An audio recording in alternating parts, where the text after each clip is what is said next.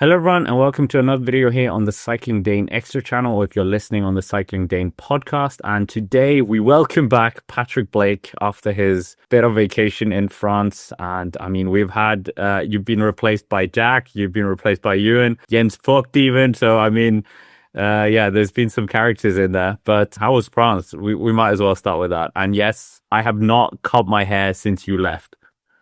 Yeah, I was quite surprised logging into this call. I was like, Scott, what's going on here? People are going to be commenting. France was great, literally like 3 weeks out there. Saw them going up Von 2, went to the start in Bolène as well, the stage after, and got plenty of signatures, which was super cool. On my flag, it's getting very full at the moment. Yeah, Von 2 was absolutely mad. Though, if anybody was there, which I presume people might have been, there was a wagon coming down into Bedouin, which meant that there was like these blockades of cyclists, like thousands of us, who couldn't go forwards up the climb because the wagon was coming down and that needed to get out of the way first. I don't know who decided to send the wagon down the route. That was a bit silly, but if anybody was there, they'll know exactly what I'm talking about. Yeah, it was super good. Just out there watching the tour, climbing up Von 2. Yeah, it was a great time. And now we're back. The greatest, me. I'm back. Don't worry, guys. I'm here to hold the fort, the backstop, talking about the next Grand Tour because nobody can be bothered with the tour anymore. And it's all about the Vuelta. Yeah, the Vuelta a España. I mean, we were going to be doing is Tadej Pogačar the favorite for the Vuelta, and apparently he's not going. So yeah, so here we are. Jonas Vingegaard, the favorite of the Vuelta a España. Obviously, his season, we might start with that. The first part, bit up and down. The Vuelta Gav didn't look too impressive, but did finish it off in style with that final time trial. And then Paris-Nice, obviously, they get beat by Almeida on the stage. Had the yellow jersey, was part of the team time trial victory, and unfortunately crashed there, then recovered after quite a bit, was up in altitude, and then went to Dauphiné where, yeah, finished second there. And yeah, Pogačar was kind of the best rider, and basically the same thing happened in the Tour de France. Exact same podium in both races, and Jonas leaving the Tour for the first time since 2021 without a stage, but another podium. I mean, it's still incredible achievement to get on the podium. We can't deny that. So, I mean, he has an incredible record at the Tour de France. Second is his lowest. What have you thought of Jonas Vingegaard so far this year? And please don't mention his wife, because I'm so tired of that story. Yeah, I do. I'll try to stay clear of that. I was just looking at his results for this year. If you take also the GC finishing positions, Jonas has finished second this year 12 times. It's quite a lot. He hasn't won a lot. I know you mentioned that victory at Algarve, but Jonas hasn't won. Even though it's the team time trial victory in Paris-Nice, which doesn't really count, but Jonas hasn't actually won a road stage so far this year. It's a little bit crazy for the guy who has won 2 Tour de France's. But I think the Vuelta is going to be the place where this is going to be rectified, really. Like, I know we'll get through some of the other people later on in this video, but Jonas is the person to beat in this race. And I don't really, I see him getting multiple victories here. It seems like, yeah, he's essentially inherited the favourite status from Pogačar. Now that he's obviously not doing it, he's off doing, I think it's either GP of Quebec and Montreal, and then he'll do Il Lombardia, but this isn't a Pogačar video. Vingegaard will, go into this race as the favourite. I think that he's going to be, a pretty hard man to beat. I think everybody else is already going to be looking at the podium places, a bit like going into the Tour, where we were like, okay, who's fighting for third? It's kind of a bit like that, but it's going to be more of who's going to be fighting for second. Won't this be the first time he's done 2 Grand Tours as well in one season? Because 2020, that's where his first ever Vuelta, and that's where he worked for Primož Roglič. And then 2021, I don't think he did the Vuelta. 2022, I don't think he did the Vuelta, obviously winning the Tour there. 2023, I don't think either. Last year, I really wanted him to do the Vuelta. Oh, wait, 2023. Yeah. That's the year. Yeah. Yeah, actually, yeah.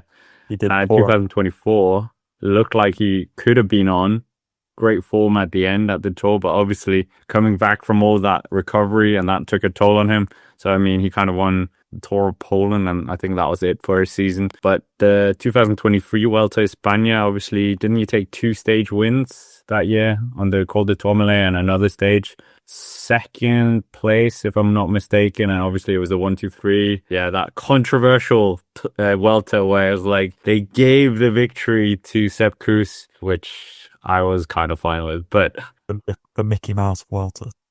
the Mickey Mouse Welter, yeah, I don't know. You still have to be in it to win it. And I mean, Sepp Kuss, how many tours has he helped Roglic and Vingegaard win? But maybe I'm the one who's on the wrong side of this argument. I don't believe in attacking the leader's jersey when you're on the same team, Roglic on Ankara. I'll never forget that. I mean, Jonas was on his wheels, so he also attacked. But anyway, the Welter and Jonas, there is a bit of history. Does the route this year line up with him? I mean, any route. Him and Pogacar is kind of any route lines up with them. Vaguely remembering the route. I haven't done like a proper nerdy analysis of it yet. It does suit him. The Vuelta is well renowned for its multiple hilltop finishes, mountaintop finishes, but it's also well renowned for its breakaways. And I think that Visma will play a pretty defensive, canny game and probably just know exactly what they need to do to win this at the end of the day. Like I say, Jonas doesn't usually do 2 Grand Tours in a season. It was a very tough Tour de France. Like, you could just see it, how draining it was on the riders. And I think that they'll play just kind of do like kind of the minimum they need to do. I don't think they'll overextend themselves and open themselves up to counterattacks. But you got the Angliru in here. You got only one individual time trial and one team time trial. I think the team time trial suits Visma better than, well, let's face it, UAE Team Emirates will be the main rivals, and pretty much anybody else. I think Visma have that one a bit more dialed in, but there aren't that many like Angliru, like, you know, crazy, big, monumental, awesome climbs that kind of pepper the either history books of being incredibly difficult climbs. Like, you don't have those big namestay ones, but obviously like the Angliru. But there are some tough stages throughout, but there are also some softer hilltop finishes. I mean, looking at something like stage 9, stage 10, they're kind of 10Ks, 6%. It's not really big GC opening days. So I think that they'll just know exactly what they need to do. And I think they'll probably let quite a lot of breakaways go. And they might honestly take this at the Angliru, which is on stage 13, I reckon. I reckon they might try and let breakaways just to fight it out, but before then, and then just kind of take it in that final week and just shepherd it into Madrid at the end and just be like, yep, there we go, job's done, boys. So I think it does suit him. Stage 20, 12Ks at 8%, something like that, to finish that stage. So even if Jonas was somehow behind at that point, I think Visma would just put the hammer down and Jonas would take back a shed load of time anyway. So undeniably, it does suit him, this route. Yeah, I think you're right. I mean, I can't wait for the Angliru. Such a great climb. And I mean, after the battle, I mean, he was second last time he was there, so maybe he wants to win it. Anyway, that aside, the team of Visma Lease Bike has sort of been announced. I mean, we got the UAE one. We'll talk about that in a bit. But Jonas Vingegaard, Wilco Kelderman, Matteo Jorgensen, Dylan Van Baal, who's apparently going to Quickstep, Attila Valter, who's apparently leaving the team as well, Sepp Kuss, the 2023 winner, Axel Singler, Ben Tollett, and Vingegaard. What do you make of this team? That obviously Visma always come with a great team, and it's a very experienced, well-rounded team here. Yeah, I think that is definitely the words that I'd use to describe it. It's sort of it's a good team. Is it me? You just kind of think so there's no kind of like, you know, it's not like a bells and whistles sort of team, like, ooh, look at this fancy person, look at this fancy person. Like, everybody's got a job in this team. And okay, maybe like a Bentel is quite exciting, but I think this is a very functional team for accomplishing the goal of winning the Vuelta. You've also got some tired legs in here. Jonas, Jorgensen, Kuss have all done the Tour de France. You got Valter, Van Baarle, Kelderman, Zingler, and Tullet coming in. And I think it's a good combination. You got the mixture of guys for the flat stages. You've got the medium mountain guys in like Valter and Tullet. And then you got the higher mountain guys with Kuss and Jorgensen. I think it's a nice combination. Ultimately, with the spearhead of Vingegaard. Like, there's no hiding away behind a co-leadership with Jorgensen or something like that here. I think that this is pretty obviously just for Jonas. He's well known for, you know, he can take that sort of burden of being the leader. He's done it multiple times, and it's a strong squad. Is it the strongest squad? I don't know. I think, you know, you could always throw in more kind of, you know, you could throw in a Wout or whatever. And throw in Wout, so he does all the Grand Tours and takes a stage in at least one Grand Tour this year. That would be such an achievement. Yeah, but like I said, I think it's a functional team, and I think that it'll work really well. What's Axel Singler's role in this? Is he actually trying to win stages here? I think so. I mean, there's a few sprints. I expect that he'll have a green light just to go for those himself. I don't see anybody else here really as a lead out. I think he will just be a flying it solo.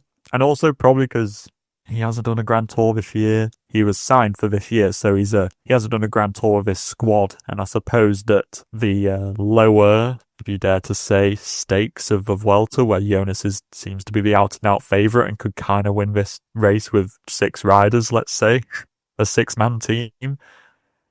Zingler's probably just here, gets a few stages to himself, I suppose, and just the experience of riding a Grand Tour with the Visma Lisa bike setup and just getting used to their racing ethos, I suppose, within a Grand Tour.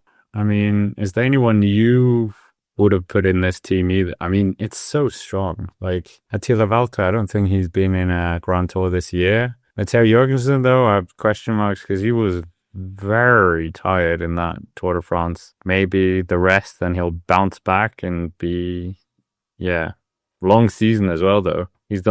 He won Paris-Nice. He was in some of the classics as well. Yeah, I mean, it must, yeah. And then having that hard Tour de France on top of all that, at least Jonas had some rest after the crash. Yeah, that's true. I think there are a few names, just looking down their squad, that I would throw in. Obviously, Olav Koy you would throw in every single team. Koy.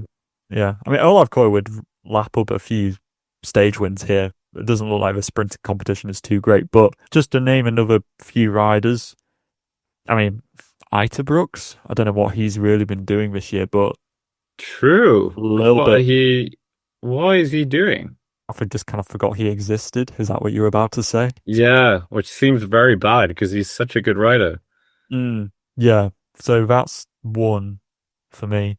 I'd also even say, would I dare say Jürgen Nordhagen in a race where Visma have a kind of the big favourite in the race? You could afford to put in. They've kind of got Tullett in there as that sort of young, non-proven person who in a Grand Tour. Maybe that's kind of that. They don't want to risk any more. Nordhagen would be interesting. I would also just say Persson Hagen is, he's 22 years old now. He's had, some seasons with the squad. He's had some okay results. He's never done a Grand Tour with his Melissa bike though.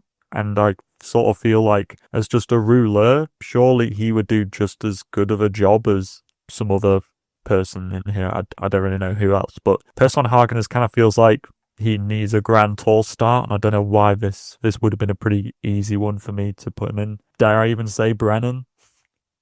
Would I don't know. Actually, yeah, but stick him in instead of Zingler. Yeah, I don't know. I feel like they're both quite similar riders.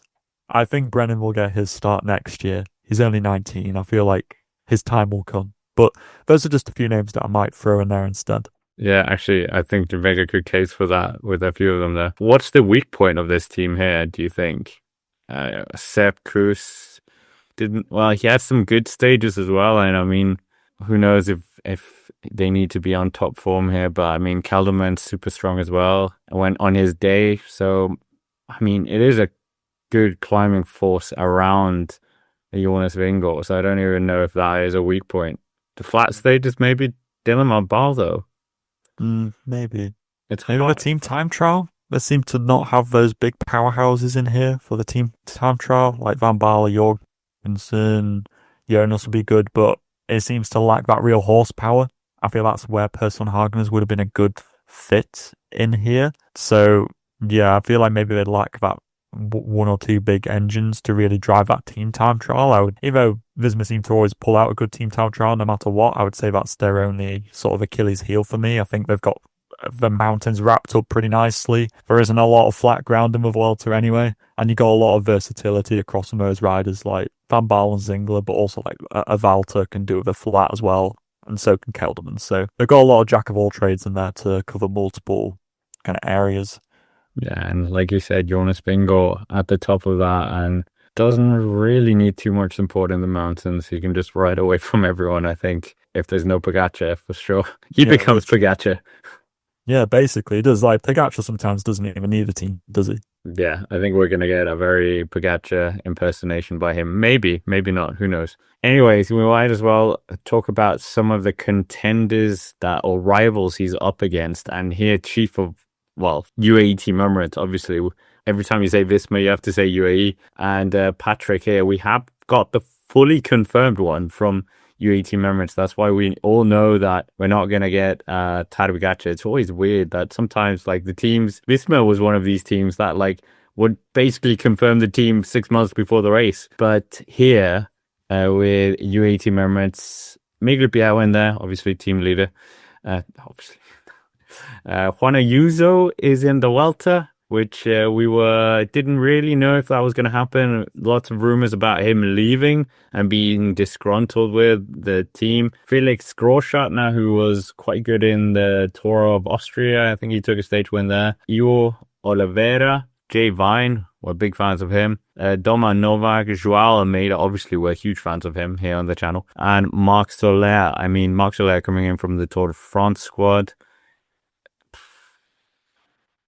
I thought the dynamic between Almeida and Ayuso at the Vuelta a few years ago was very bad. So I'm quite confused that they're back together now. This is what happens when your team is just resplendent with riches and you don't really have enough high-profile races to send them all to. Because at the end of the day, when you have a Pogacar, a Del Toro, and a Ayuso and Almeida, quite frankly, it's hard to fit them all into their own kind of leadership roles, especially when Ayuso crashed out of a Giro, which was going to be his. Almeida crashed out of a Tour, which, maybe he might have, got some results there. So they're both coming in with kind of a bit of a chip on their shoulder. They're needing to, they're wanting something out of this season. And like I say, I don't think that's going to help with the team dynamic of having a co-leadership, but of two riders who almost certainly won't be willing to bend a knee for the other, because they both want the result in a Grand Tour this year. So I think it's going to be complicated, but the supporting cast around them is really good, and they've got fresher legs comparatively than the Visma Lease Bike squad does, because they've only got Soler coming in from the Tour, and I really like it. I like, you've Vine, Soler, Novak, Großschartner, and they're just solid riders. Bjerg and Oliveira for the flat. You got a lot of versatility here. Guys to go in breakaways, we see that from UAE a lot. Vine and Soler were in the break a hell of a lot in the Tour, in the Vuelta last year. So I think it's a really strong squad, but I think unlike Visma Lease Bike, they've got a few more riders in here for breakaway opportunities. They're sort of hedging their bets, going, well, can we beat Vingegaard outright for the race? Win? Maybe not. We're going to have to keep Ayuso and Almeida up there to do something tactical with that. But they're hedging their bets, and they're bringing in some riders for breakaway victories, which is smart. So it's a good squad, but ultimately I don't think that either Ayuso or Almeida are good enough to beat Jonas outright. You think we're looking at maybe, okay, there's other riders we haven't really spoken about. I mean, Red Bull, Palizade, Jade Hindley, Theo Gegenhardt, Egan Bernal, Felix Gall, Derek G, Carapaz, he always goes quite well at the Vuelta, Nairo Quintana, Enric Mas, Landa. But, I mean, this is the principal battle. But my question is, would you go in double leader, or would you back one of them? I mean, Ayuso, didn't you win Tirreno this year? And Almeida's done the double of Tour de Romandie, Tour de Suisse. I'm not even sure if anyone's ever done that. So who would you go for? Obviously, I would go for Joao Almeida. And he's probably also staying, which Juan Ayuso, we think, isn't. So I'd back Almeida. I think he's got more consistency than Ayuso does, who can be very hot and cold. I think Almeida's just a bit more of a solid leader to be backing around, but there's just no way that UAE are going to say that. They will go in with their, their poker face on, and they're going to say, no, we are here with a co-leadership with Ayuso and Almeida. And then they'll say some journalistic BS like, we'll let the road decide, or we'll take it day by day, or we'll see how the legs are. And we all know the kind of spiel that gets reeled out. So I would back Almeida. You won't say that outright. Yeah, I mean, Almeida's the only one of those two who has actually beaten Vingegaard on a climb. So I don't think Ayuso has actually beaten him on a climb, if I'm honest. And this year as well, Almeida beat him with that Paris-Nice ones. If you're going to get anybody, I think it's Almeida. So looking at the squad side by side of the two teams, where is you? Okay, we've said Vingo is stronger, definitely. But when you compare the two teams, is there any point where UAE is actually stronger than Visma? I think if you're taking it side by side exactly, is odds good like Vingegaard versus Almeida, I'll take Vingegaard. Jorgensen versus Ayuso, I'd probably go Ayuso.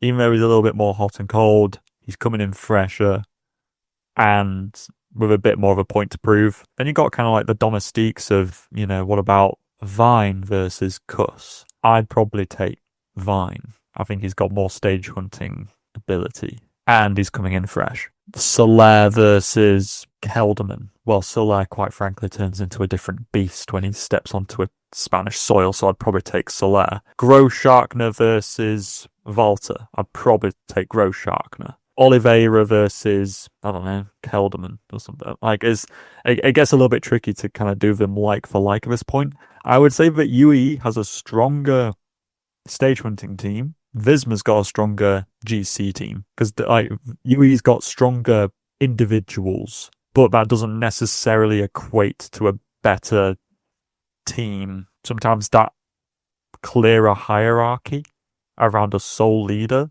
is better than just a shotgun approach of put a load of good riders in and try and let them sort it out.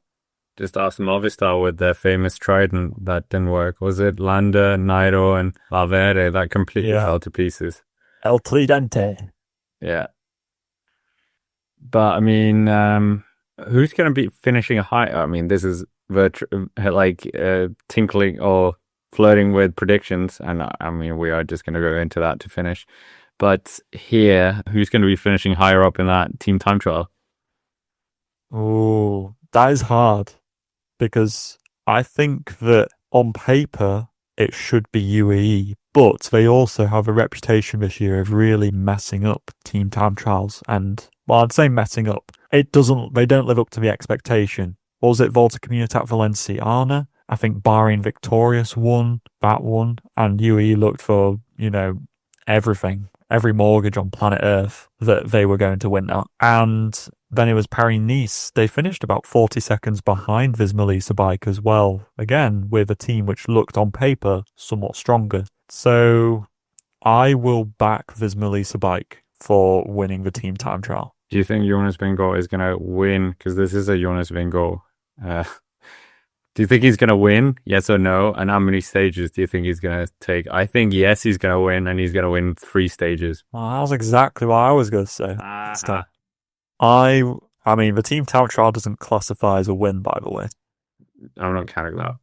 Okay, good. All right.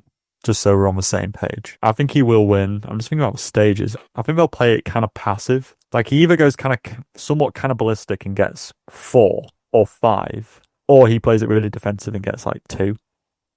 Like, he gets one up the Anglerune, one on like stage 20. And other than that, the breakaway just is allowed to win a lot, and he just finishes like lead of the GC group. I'm going to say 2. 2, but with a million 5th places. Fair enough. I think that's a very good place to finish as well. But of course, this is not previous show. That will come out as well. Anyways, with that, that's basically it for this video. Make sure to hit the like button, subscribe to the channel, and let us know down below who you think is going to be winning this. Is Jonas Vingegaard going to be winning it? And do check out the podcast. Do check out Patrick's own channel, which I think will come out of hibernation. And we will see you in the next one as well. But thank you for watching and have a nice day.